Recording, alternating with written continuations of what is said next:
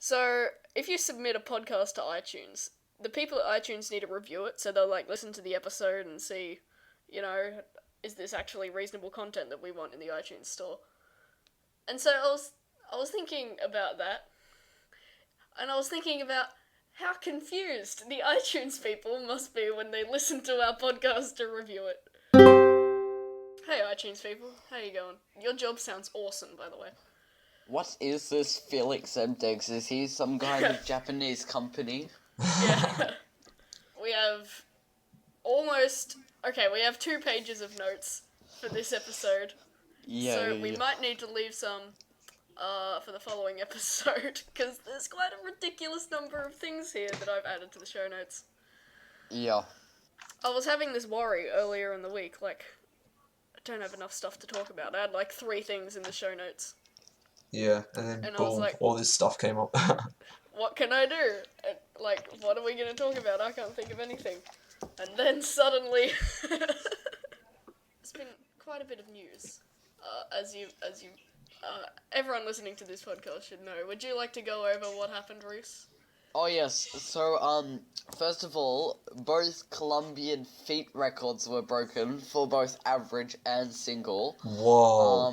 Yeah, it was really impressive, actually. It's really historic day in cubing. How Rubik's he announced it. It's quite both the 2 world records were broken, and I've got to say it actually got my heart beating. The moment I saw that record, I was actually... Yeah, I was holding back tears. Everyone who's touched a Rubik's Cube was holding back shock. Oh yeah, and also Colin Burns, Keaton Nelson, Lucas Etta kind of got world record for 3x3 3 times, but yeah, I guess that wasn't nearly as exciting. We shouldn't have written that in there.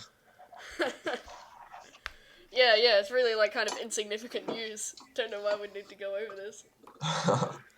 Yep.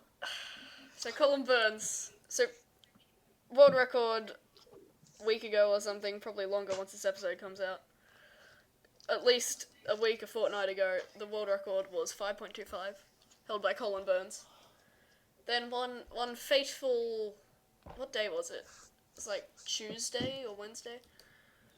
Let's go with Tuesday. Let's just sound confident, because then people will believe us. One fateful Tuesday, Colin Burns got 5.21. Surely it wasn't Tuesday, because competitions are usually on Saturday and Sunday. I said sound confident, Rhys. Don't question me. Yeah, it was definitely Tuesday. No doubt about it. Yeah, what are you talking about, Rhys? I've got Okay. 7 documents here confirming that it was indeed Tuesday. Okay. Colin Burns got 5.21, edging out his previous 5.25. Wow, 3x3 world record. Pop the champagne. It's amazing, right? Yep. So he beat it by 0.04. The very same Tuesday. How much are we gonna stick to this? Because I know it's probably not Tuesday, and now we're sticking it in the listeners' minds. The very same day. Just keep it. Yeah, the very same day. Keaton Ellis, who's an amazing person, got 5.02, a 5.02 world record, right?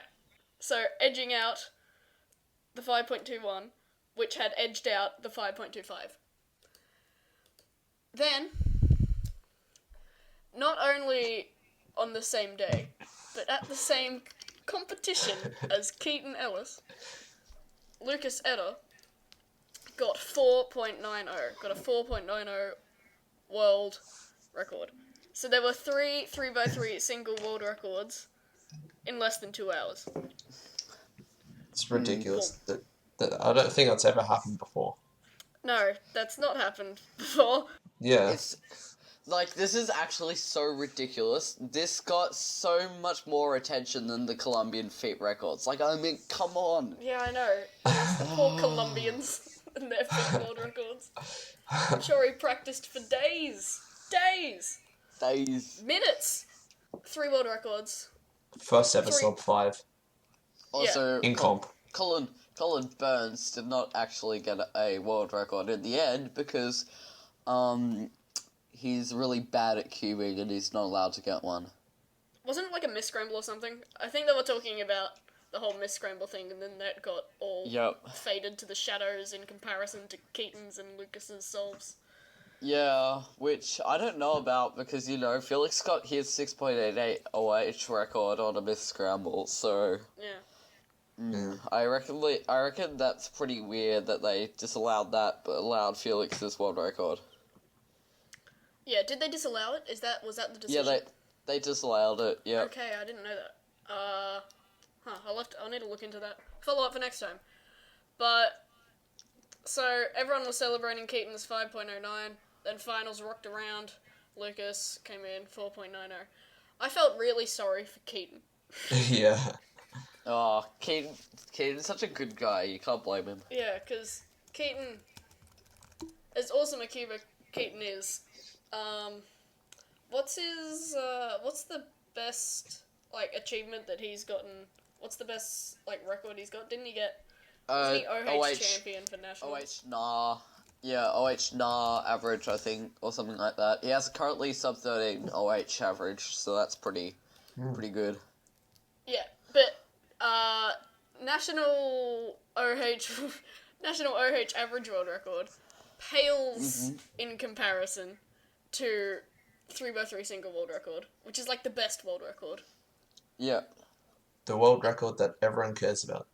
Yeah, and I'm sure Keaton was so excited about his 5.09, and then Lucas came along and ruined everything. How old is Lucas? Lucas is like 14, isn't he? He's 14, yeah. It's pretty ridiculous.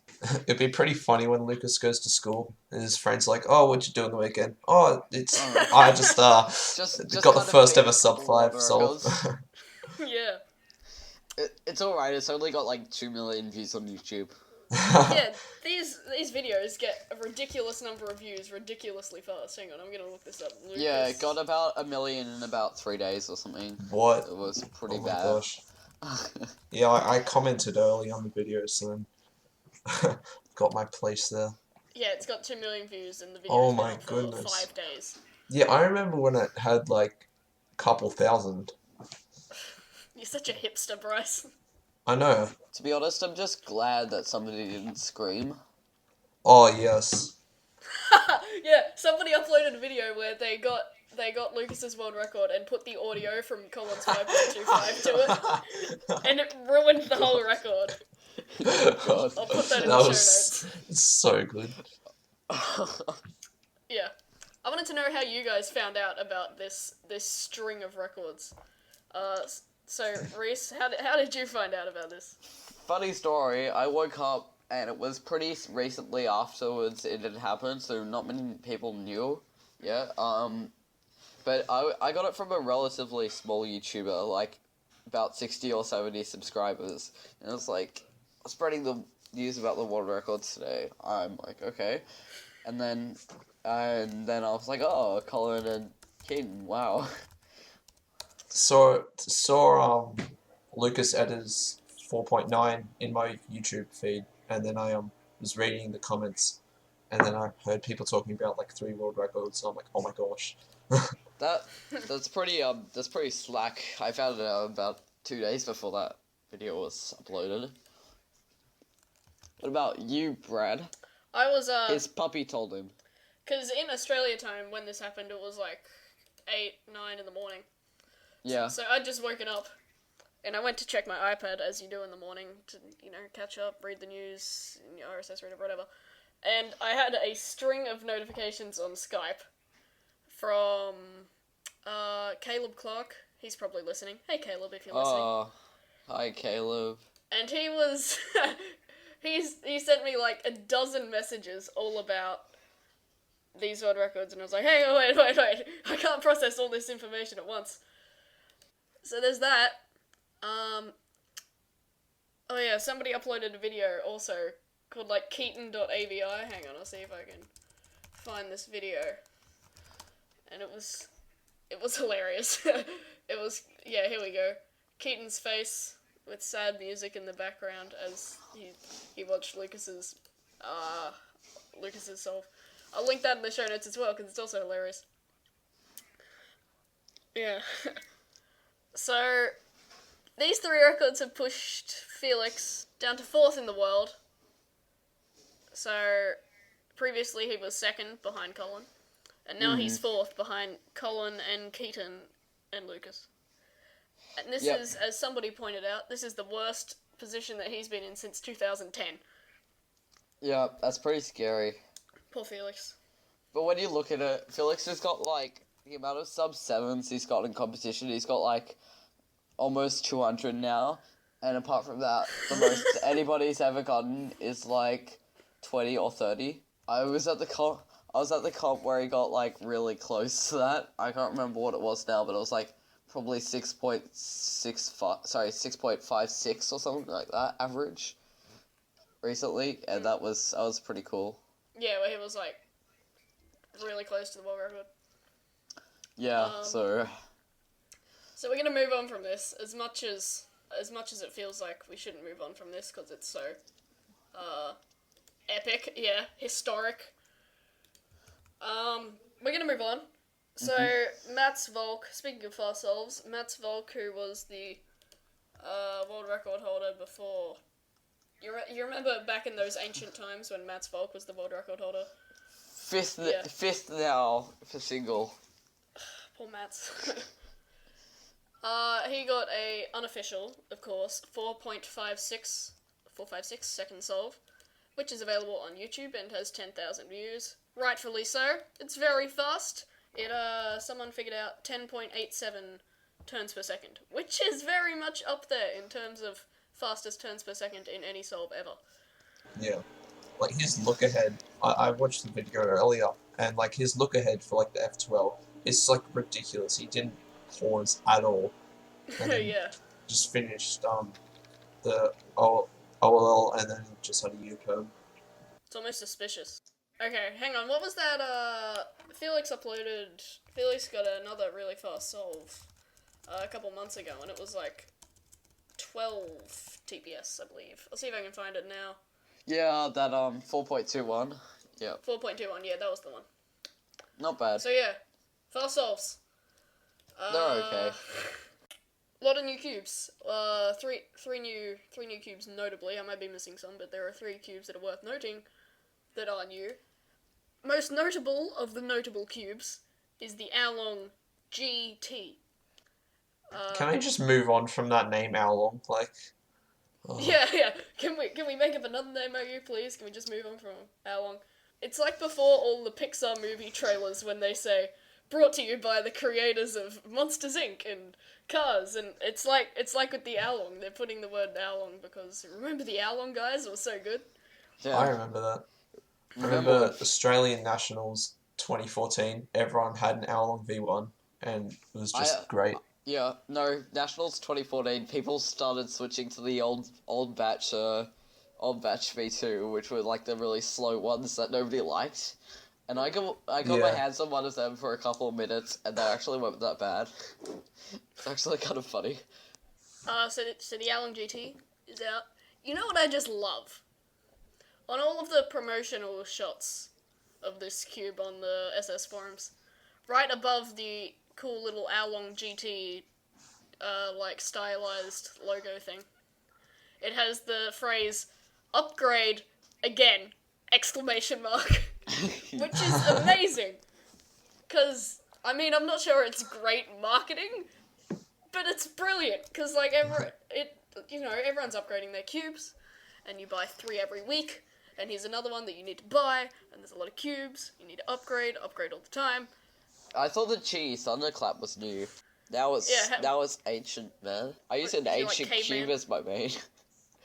Yeah. Actually, I wouldn't actually be too sad if I used a Sanchi as my main, to be honest. Sanchis are still alright. Yeah. Yeah, I still have my Sanchi, still works fine. So Cameron Brown posted in this thread, he said, at least the Tonglong was new for a few weeks. And I thought, yes, Cameron, that exactly encapsulates my thoughts on these cubes. These cubes. Upgrade again. Yeah, there's too many 3x3s. Listen to the first episode.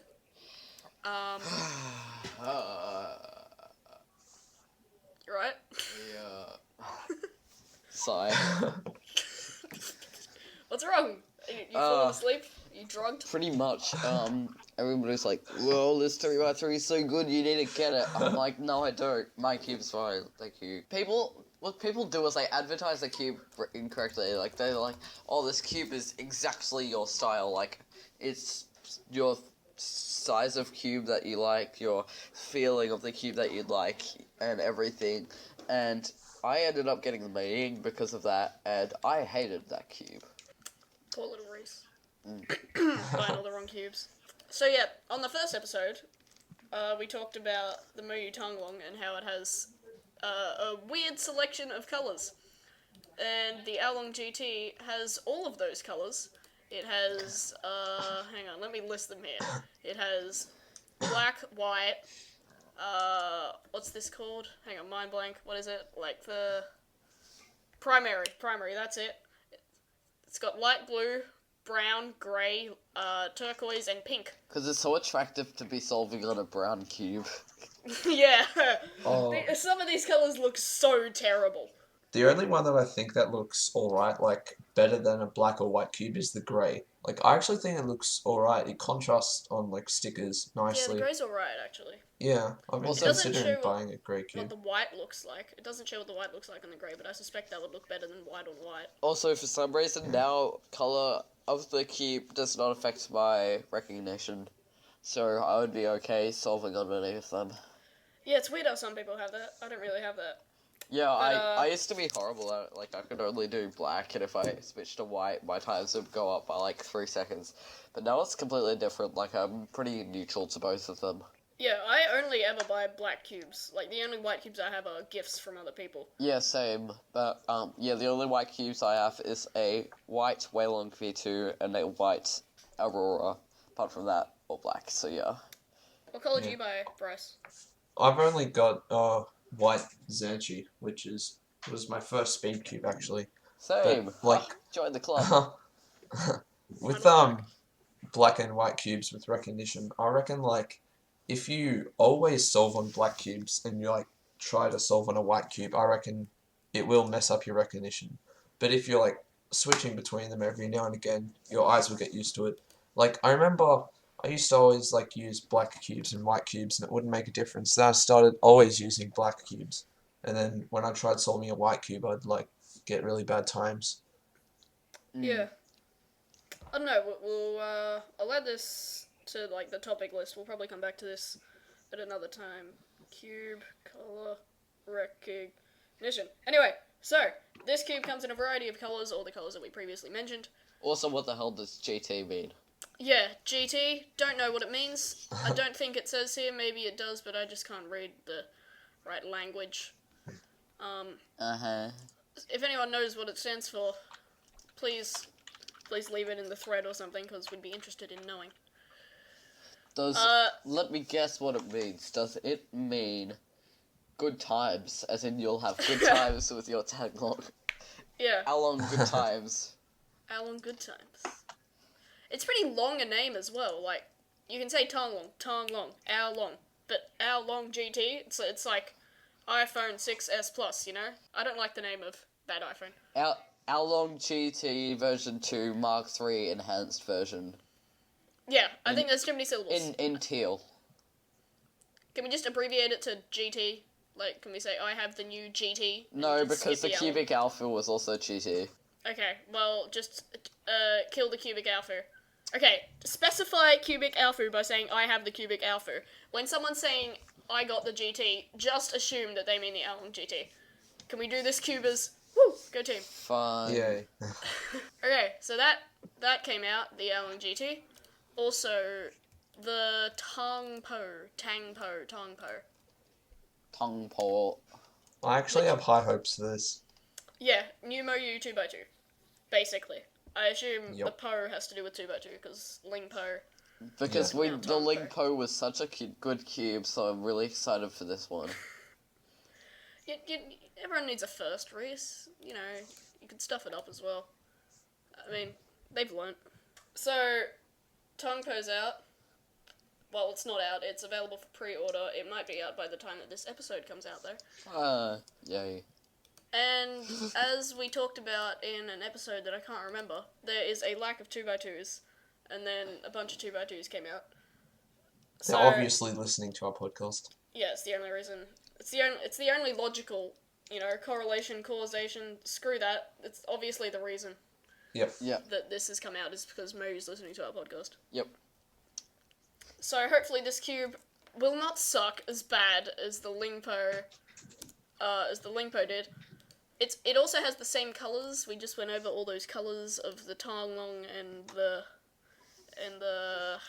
GT. Yeah. Yep. It's got all the same colours. So obviously in Moyu, in their factories, they've got all these colours of plastic, and we may as well use them all. Okay, can we stop talking about it and talk about what I'm excited about? Yes. What are you excited about, Rhys? I'm excited about the 80s Rubik's Cube relaunch. Oh, that's gonna cause a whole bunch of new records. Definitely. Yeah. Dude, that's gonna be insane. Yeah. When they say 80s, they mean 2080, obviously, not 1980. Yeah, they've gone to the future, got cube technology, and re-released it now. Anyway, Yuxin 6x6 pictures have come out, and yeah, it looks okay. It looks kind of, I don't know, it looks like a much more squared off, like, kind of Sheng Xiao puzzles were, which is weird since a lot of the other kind of Yuxin puzzles are quite round, especially like their 4x4, which was very round.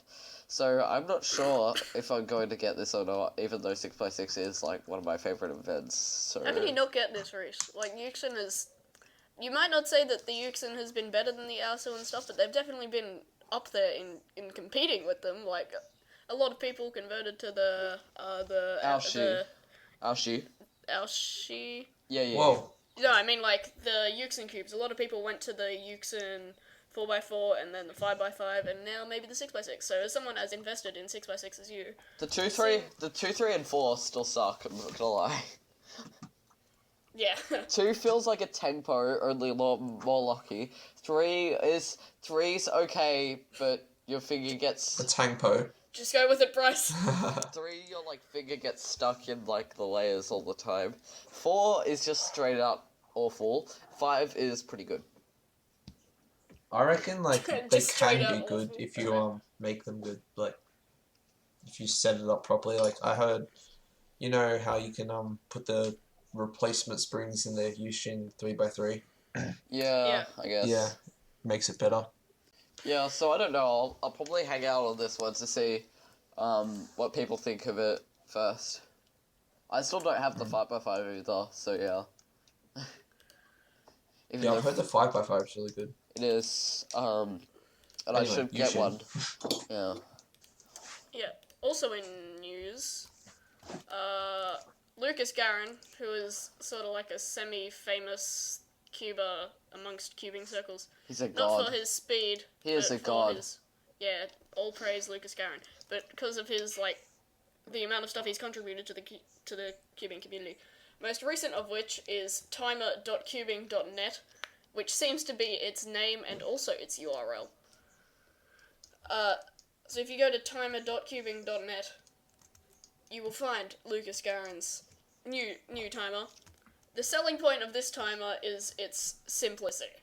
It looks good. It looks good. Yeah, it looks very good. If you go to timer.cubing.net and you've ever used a Rubik's timer before, you already know how this timer works. Because, hold spacebar, release, and then times, and then tap it again. You can change scrambles. So far, the functionality, though, is very limited. So, like, Bryce, would you like to... No averages. Yeah, no averages or stats. Any other stuff. You can't save times. You can't enter it. You can't enter times with, if you use a stack mat, you can't type in the times. But here's a cool thing. It actually, the scramble goes to alpdb.net, which is cool if you want to reconstruct your solves and stuff. Yeah, so the randomly generated scramble, if you click on it, it's a hyperlink to alg.cubing.net, which is a computer reconstruction tool where you put in a scramble and it'll show you the scramble on a 3D cube. It looks like it kind of has like a Windows 10 theme, like with the light blue and the white clean writing. So In our multi-episode string of timer complaints, which we have follow-up on, I sort of, sort of complained about minimalism in app design and how less is more, to use the overused phrase, in application design, and how you sort of need to be minimalist in order to create a application that is used by many people. I think this app, in its current state, because this is very new and it's going to change over time, obviously, in its current state is a good example of going too far in terms of being a minimalist in creating your app. Because you really can't do much stuff here, can you? It's like, you can time, and that's about it. But as I said, this is very early in the application's design. So by the time this episode comes out, the app could be completely different. So yeah, stuff to follow up on. So, that's news. 30 minutes in, there we go. This episode of The Cubing Show has been brought to you by Speedcube Shop. If you go to speedcubeshop.com and use the offer code CubingShow at checkout, you'll get 20% off your order. I have a challenge for everyone listening to this podcast right now. For you listener. My challenge is for you to switch stores. If you're like me and you go on Speed Solving Forum every day, for example, or any other cubing forum, you've probably been seeing that everyone's been switching to Speedcube Shop recently, and you don't want to miss out on that. So you should join the rest of us and make the switch to Speedcube Shop. But I know what you're saying, right? I can hear what you're saying. You're saying, why? Why should I switch to Speedcube Shop? My cube store's alright, I guess. I'm gonna tell you why you should switch, right? So they have amazing customer support. Like, incredible. If you have any problems, email them. They'll get, back to you like that, really quickly. They have really competitive prices. Their website is modern. It's responsive. It works on mobile. So you can do your cube shopping from your phone or your tablet. They've got free shipping if you have an order over $10, domestic orders over $10. And of course, as well as stickers and lubricants and timers and clothes that they've got at the store, they've also got every cube that you could ever need or want. And the best example of this, so we just talked about the AoLong GT and the Tangpo, the new Moyu cubes that everyone's really excited about. Speedcube Shop was the first shop to have these available for pre-order. They had these available for pre-order before anyone else. So naturally, all of us who were excited about the Tangpo and the GT went to Speedcube Shop to pre-order them. So if you're excited about these cubes as well, which, I mean, if you're not, then can you even call yourself a cuber? Then you should go to Speedcube Shop. As soon as you can, go to speedcubeshop.com, and you should pre-order the AoLong GT, or the Moyu Tangpo, or both. Or if you've already pre-ordered them, then go and get yourself another cube. But whatever you're ordering or pre-ordering, you should of course use the offer code CubingShow, one word, CubingShow, at checkout, so you can get 20% off your order, which is a ridiculous amount, 20%. It's a fifth off the entire price. I know. So use that code CubingShow at checkout at speedcubeshop.com. And our thanks to Speedcube Shop for sponsoring this episode of The Cubing Show. Follow-up, I guess. So this is on the timers. We were sort of confused about, starting timers and how the correct way to start a timer is on different apps. I found this from Michael Gottlieb, I think that's how you say his name. He posted this in 2009 from when he originally released QQ Timer, and he said this about QQ Timer. Use the spacebar to start and stop the timer. The timer starts when you release the spacebar and stops when you press it, so the timer is very accurate. That is what I would like. I would like the timer to start when you release your finger or the spacebar or whatever medium that your timer is on, and I'd like it to stop when your finger touches the keyboard or the screen immediately. Yep. That is what I want. Some apps don't do this. I would prefer it if they did. It's pretty ridiculous if they don't. Also, Chow Timer, as I struggle to pronounce every time. I want to say KO Timer, but it's Chow Timer. Do you guys know what a Today widget is? No. No. No. So for the listeners and you guys, if you're on your iOS device and you scroll down from top to bottom, it'll bring down this drop-down menu, and there's a widget section. So the widget section is sort of functionality you can do from the drop-down menu. Yeah. And if you have Chow Timer installed, and you activate the Chow Timer widget in the drop-down menu, it has... hang on, I'm just activating it now. It has this cool little timer function where it doesn't show you a scramble or anything, but you can actually do the timing from the Today widget. Yeah. Oh, that's pretty cool. Now, I just wanted to note, first of all, I mean, you're not really going to use it much because it doesn't give you scrambles or you can't change, it doesn't save you times. You're not going to use it much because it's Chow Timer. Come on, Rhys. Here we go again. It's better than you think, Rhys. But Nah. I just wanted to note how much of a pain in the butt this would have been to program, and how impressive it is that this actually exists. Yeah. That's really all I wanted to say about it, because its existence is, quite impressive. Cool stuff. Cool stuff. Alright. Should we go to our topic? Yes, that's all of news and follow-up and everything. World record limits. Okay, what record limits? So, This is what I tried to spoil 15 times in the last episode. yeah, they all got cut out. Oh. So, would you like to kind of summarize this, Bryce, about what this is about? Okay, so pretty much world record limits, how fast we can possibly solve a cube, well, each different cube. So, I don't know, what do you reckon is the shortest amount of time that we could solve a 3x3 in competition, of course? Well, technically, it would have to be 0.007 right now, because...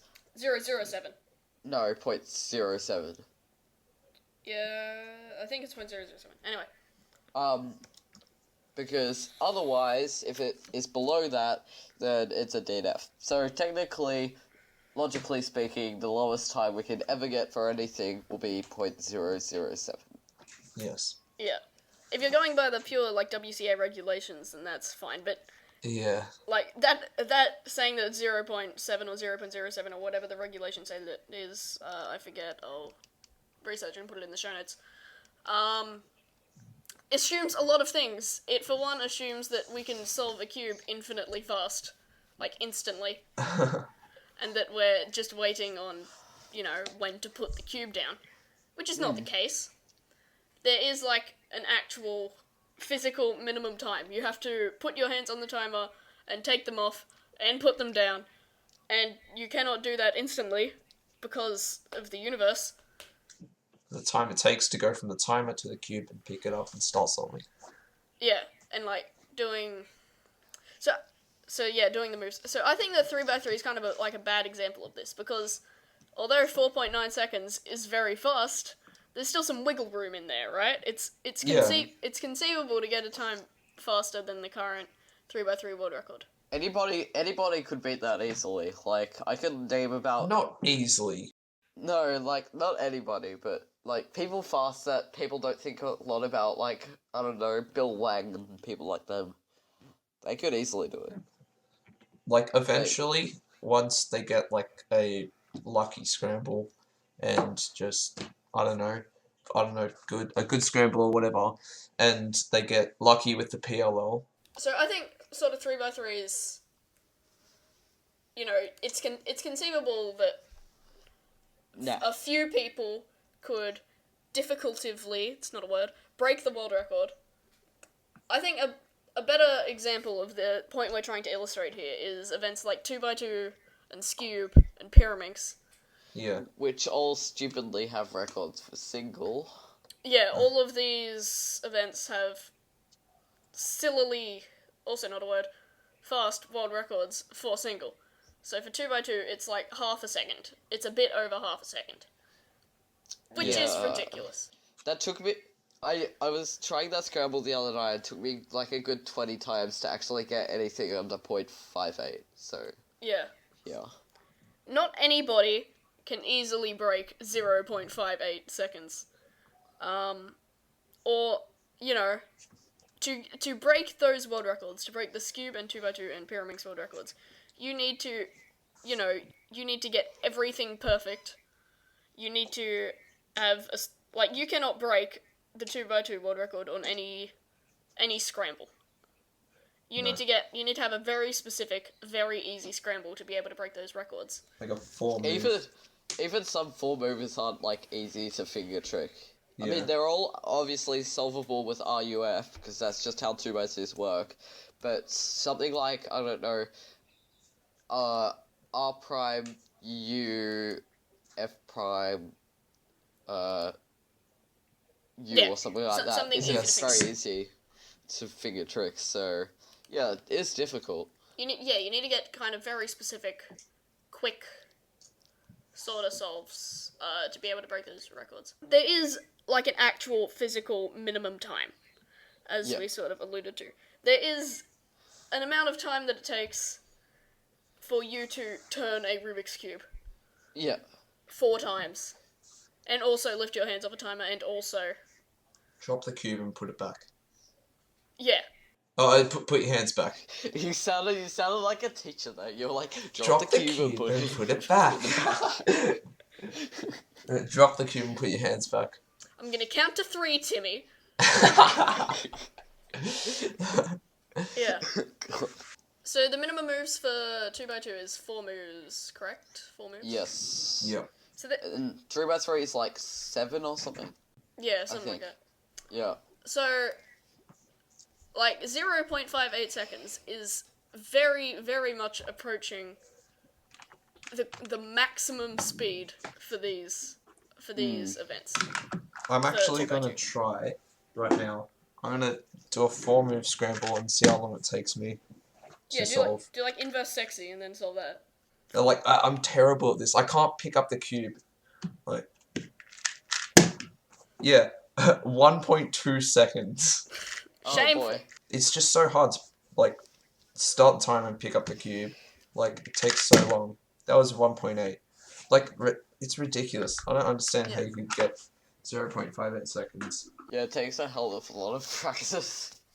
So yeah, there's going to be a thing where either they're going to need to bring down the amount of moves it takes to solve a cube eventually, or start making timers more specific to make them like 3 digits of accuracy.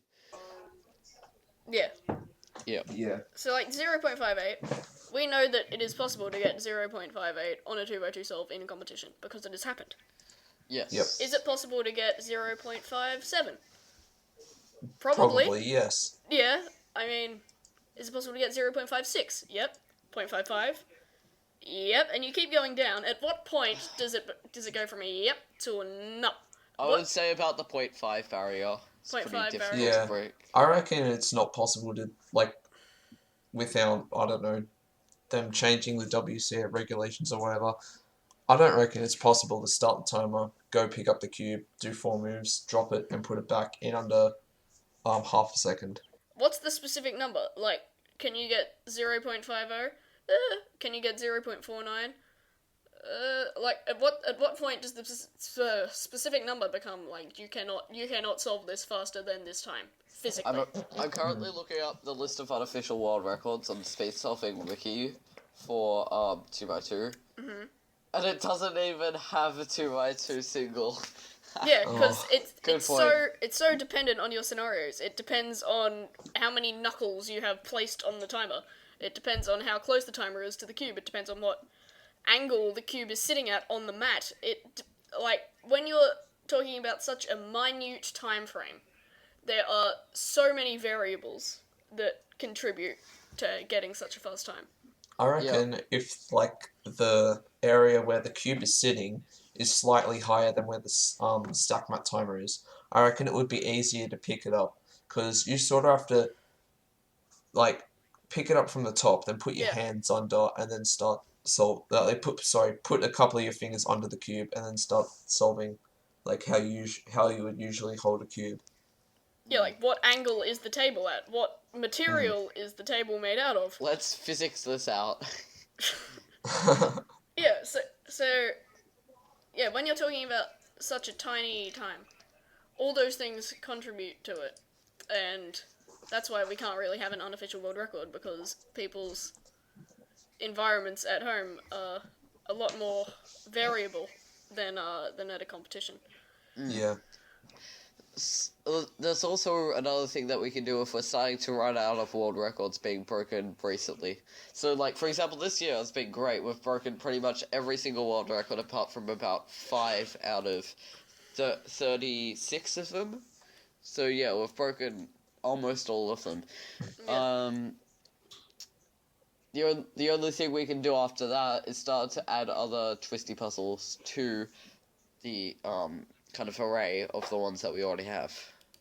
So something like cuboid. Yeah. Cuboid's like a 3x3x2, or I don't know, 3x3x4 or whatever. Do you? I would quite like to see 4OH become a thing. 4x4 one-handed. Yeah. Nah. Disagree. Need It a... would be too awkward. Well, it would be better than something like 2 blind or something like that. Yeah. Definitely. 2 blind's conceivable, though. I can see 2 blind adding it. I can see 2 blind being added as an event before 4x4. Really? Nah. Because, like, people can just one-look them easily, and, you know, Chris Olsen's pretty fast at one-looking, so Yeah. we'd probably get, like, Yeah. a 6 average pretty easily. It would eventually just creep its way down to the, like, unblind. I don't know what you would call it. Just normal Sighted. single. Sighted single, yes. So yeah, so you need, like, at a certain point, all of these events will, with time, approach. It's like a bell curve, you know? It starts off really high and then evens out. Slowly, every world record that you get is going to be ever more incremental. And you're not going to have big leaps. I would also quite like to see some relays get implemented, because we have, like, multi-blind, and multi-blind uses more than 1 cube, so why can't we have relays? Maybe. Yeah. I actually don't know. think that's a decent idea. Yeah. But then, you gotta consider, like, stuff like 2 through 7 averages of 5 are just not Yeah, logical. so that's world record limits, I guess. Looking to the future. So, our first topic, which we're going to do second, because screw chronology, is cubing and why it is fun, right? Why do we enjoy it Why is as a grammar community? not apparent in Brad's sentences? Sorry, I apologise deeply and profusely. Why is fun cubing one topic? So, I've had these sort of thoughts a bit, and I could be completely wrong.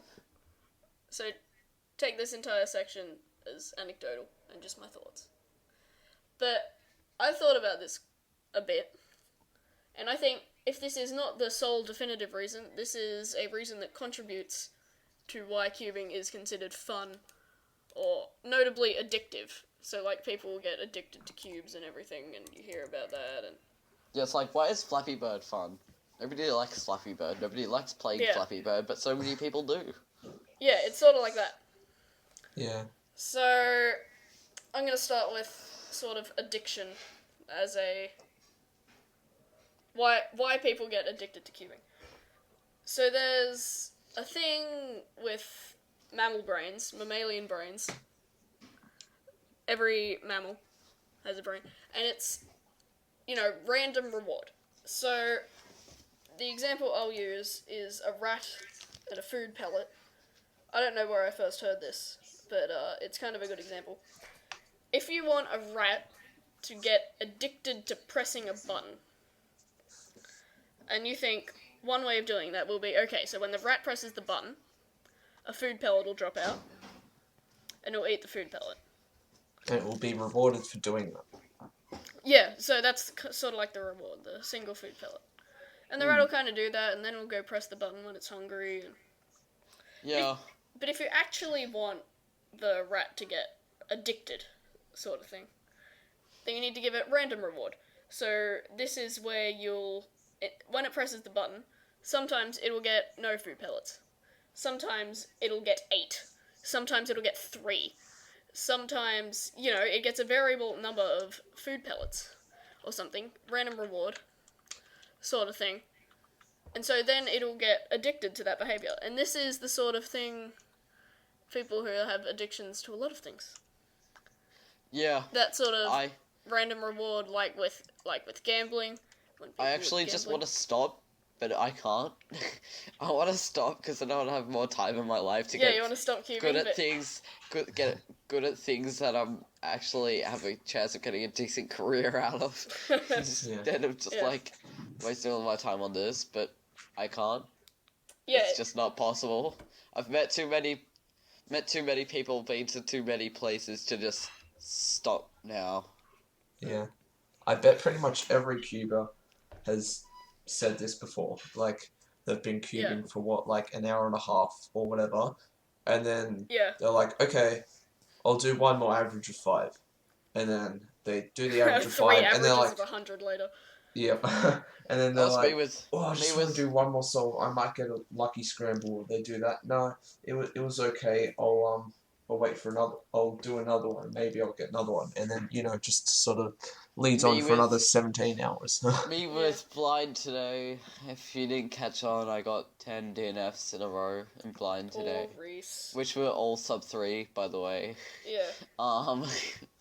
But yeah, I honestly about 50 billion times said, alright, I'm setting down the cube. I'm not doing any more solves. This is it. And then about 2 minutes later, I pick up the cube and go, alright, this is going to be a better scramble. Yeah. Yep. So I'm sure the listeners already pieced this together in their minds, but the way that the random reward thing, the rat and the food pellet thing, relates to cubing is like the different scrambles.